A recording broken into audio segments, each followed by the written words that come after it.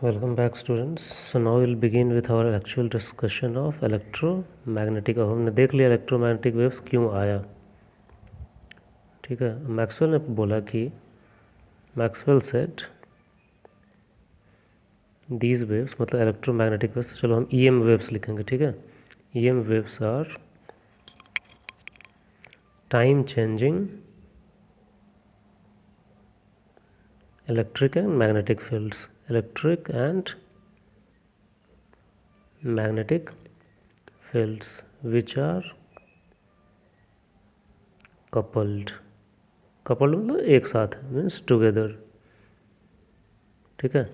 Electric field changes produces magnetic field, as similarly B changes creates electric field, और same process continue होता है, ठीक। This process continues and wave moves ahead, ठीक है। और यही cycle continues,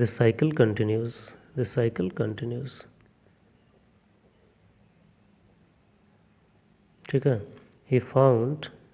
Maxwell found that speed of these EM waves was equal to 3 into 10 to the power 8 meter per second. That is, EM waves speed is equal to speed of light मतलब दोनों का speed लगभग बराबर है। Based on this he concluded light is also an electromagnetic wave. Based on this Maxwell concluded that light is also an electromagnetic wave, क्योंकि दोनों का speed same पाया गया था। आपको याद होगा लास्ट चैप्टर नहीं, मतलब 5th चैप्टर में हमने पढ़ा था एक formula, C is equal to क्या होता है, 1/μ0 epsilon naught, and this gives you the value of 3 into 10 to the power 8 metre पर सेकंड, लगभग एग्जैक्टली 2.98 कुछ आता है, ठीक है। इस तरीके से अब ये जो वेव्स होते हैं EM वेव्स, इनका वेवलेंथ जो होता है जनरली कितना होता है, 10 द पावर -12 और 10 द पावर -14 से लेके 10 the power 6 10 the power 7 metre तक इनका होता है, मतलब इनका रेंज बहुत ज़्यादा है, ठीक है। It's a broad range wave, और इसमें बहुत सारे अलग अलग टाइप के वेव्स होते हैं। तो before we discuss electromagnetic waves में कौन कौन से वेव्स होते हैं, will see what are the sources of electromagnetic waves. Nature की भी बात करेंगे, तो नेचर तो हमने थोड़ा बहुत बात कर भी लिया, तो हम बात करते हैं सोर्सेज। अब देखिए आपने पढ़ रखा है already, we know static charge, जो चार्ज मूव नहीं कर रहा है, ठीक है, charge produces only electric field, ठीक है। Charge in uniform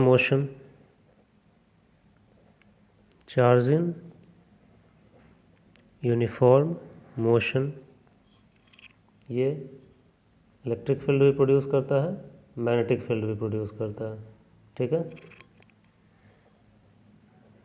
produces E and B, but neither can produce EM waves। Reason क्या है, याद करो क्या बोला मैक्सवेल ने डिस्प्लेसमेंट करंट में, चेंजिंग इलेक्ट्रिक फील्ड। हमने बोला था अगर फील्ड यूनिफॉर्म है तो डिस्प्लेसमेंट करंट क्या हो जाएगा, ज़ीरो, आपको याद होगा। कहीं लिखा था हमने,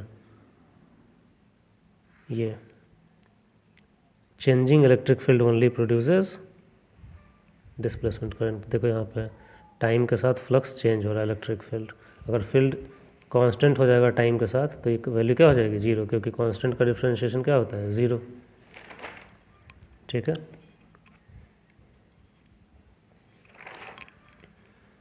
as per Maxwell only accelerated charge, इनका वेलोसिटी हमेशा चेंज करे, तो वेलोसिटी चेंज करेगा तो इलेक्ट्रिक फील्ड भी हमेशा चेंज करता रहेगा। Only accelerated charges produce electromagnetic waves. ठीक है, अब एक ऑसिलेटिंग चार्ज जो है produce electric field, electric field फिर produce magnetic field and the cycle continues. Thus an oscillating charge जो मूव कर रहा है, oscillating charge produces electric field and electric field produces magnetic field. This cycle continues, जो हमने पढ़ा भी थोड़ी देर पहले, this cycle continues। ठीक है, और इसी के साथ इलेक्ट्रोमैग्नेटिक वेव्स मिले दुनिया में। और जब इलेक्ट्रोमैग्नेटिक वेव्स मिल गए तो इससे ही हमें हर्ज ने अपना किया था ना एक्सपेरिमेंट। ठीक है, जगदीश चंद्र बोस, जो जेसी बोस इंडियन साइंटिस्ट थे, इन सब ने इसको वेरीफाई किया लैब में। फर्दर हर्ज, जेसी बोस, ठीक है, Markovnikov, all verified it.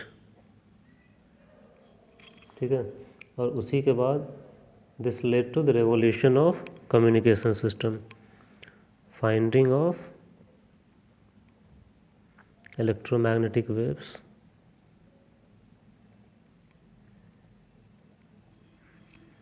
Improved communication. आज हम जितना भी सेल फोन वगैरह यूज कर रहे हैं because of all this things, improved communication. उसी के बेस पे मार्कोनी ने रेडियो का आविष्कार किया था, आपने पढ़ा होगा ये सब चीज़ें पहले। ठीक है, हमने क्या बोला कि ये जो फील्ड्स होते हैं एक दूसरे के परपेंडिकुलर होते हैं, तो इन्होंने बोला कि परपेंडिकुलर होते हैं E and B magnetic. Suppose करो प्लॉट करते हैं, ठीक है, एक्स वाई जेड एक्सिस दिखाने के लिए इसको फिलहाल के लिए जेड मान लेते हैं। ठीक है, ताकि आपको दिखे कि वेव इधर से, जेड ऐसे मानोगे तो कोई भी आप मान सकते हो, उससे कोई दिक्कत नहीं है। ठीक है, टू डायमेंशनल है। मान लो ये एक्स एक्सिस है, एक्स एक्सिस पे सपोज करो हम ले लेते हैं क्या, इलेक्ट्रिक फील्ड। ठीक है, तो मान लो इलेक्ट्रिक फील्ड है, ऐसे चल रहा है। ठीक है,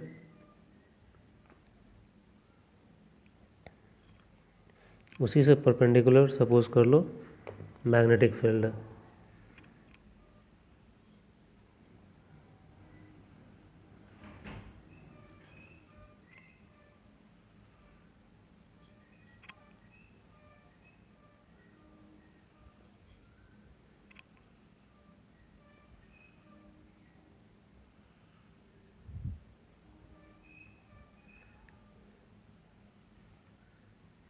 ठीक है, तो से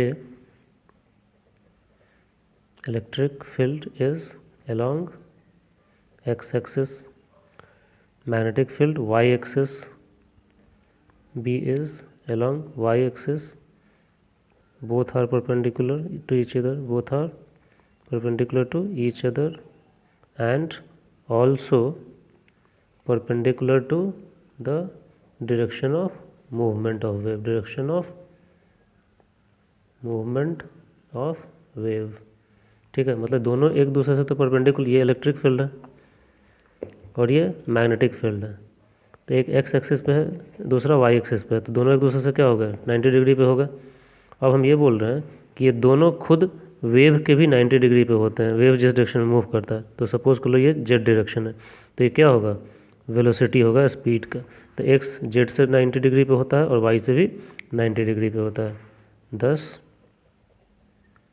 EM wave moves along z। thus बोल सकते हैं इन EM wave B E and direction of propagation मतलब movement, propagation all are at right angle और परपेंडिकुलर टू ईच अदर। ठीक है, इस तरीके से। अब सपोज करो आपको, और ये किस तरीके का है, ये साइन वेव होता है, हमने पढ़ा है ऑल्टरनेटिंग करंट में। ठीक है, they move as sine function. ठीक है, ठीक है। दस इलेक्ट्रिक फील्ड को मैं लिख सकता हूँ maximum electric field sine k z minus omega t. उसी तरीके से B y B naught sine k z minus omega t, जहाँ पे के जो होता है इट्स ए कांस्टेंट। ठीक है, के इज ए कांस्टेंट।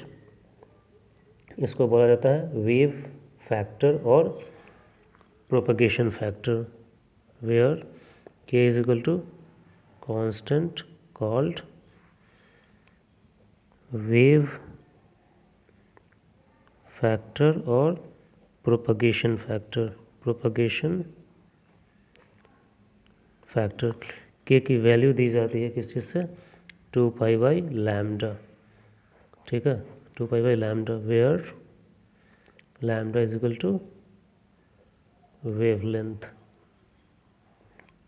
ये होता है प्रोपगेशन फैक्टर।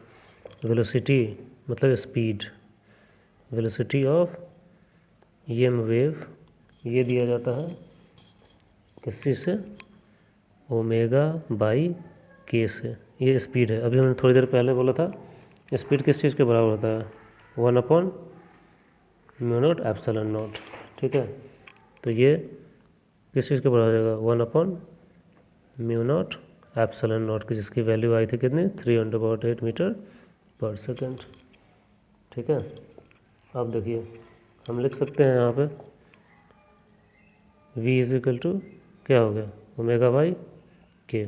ठीक है, v इज स्पीड, ओमेगा क्या लिखते हैं, 2 पाई एन, फ्रिक्वेंसी मतलब जो चार्ज मूव जो कर रहा है उसका फ्रिक्वेंसी हो गया, बाई के। ठीक है, तो हम v is equal to 2 pi n, k की वैल्यू क्या आई है अभी यहाँ पे, 2 पाई बाई लैम्डा हमने लिखा है, वैल्यू होता है 2 pi by lambda, n is equal to frequency. तो इसको हम लिख सकते हैं v is equal to 2 pi n upon 2 pi और लैम्डा ऊपर चला जाएगा इनटू लैम्डा, ये कैंसिल हो गया, तो v इज इक्वल टू क्या होगा, n लैम्डा। ये आपने पढ़ा है पहले, दैट इज स्पीड या वेलोसिटी किस चीज़ के बराबर होता है, फ्रिक्वेंसी इनटू वेवलेंथ। इसी इक्वेशन से आया है ये चीज़। v is equal to n lambda आप बहुत बार पढ़ चुके होंगे।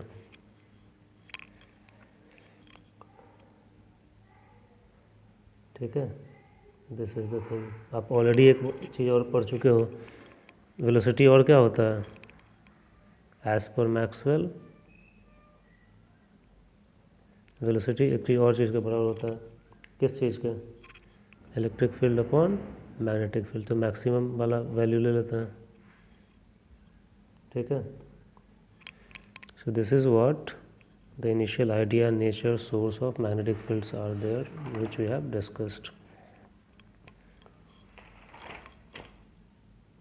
इसको यहीं पे क्लोज करते हैं। थोड़ा बहुत कुछ और कॉन्सेप्ट, छोटे मोटे कॉन्सेप्ट्स और बताऊंगा मैं आपको, and then we'll discuss about the last topic, that is different kind of electromagnetic waves। ठीक है, जो radio waves, infrared, ultraviolet, visible, जो कुछ भी आप पढ़ते हो उनके बारे में डिस्कशन किया जाएगा। Okay. So let's close it. Thank you.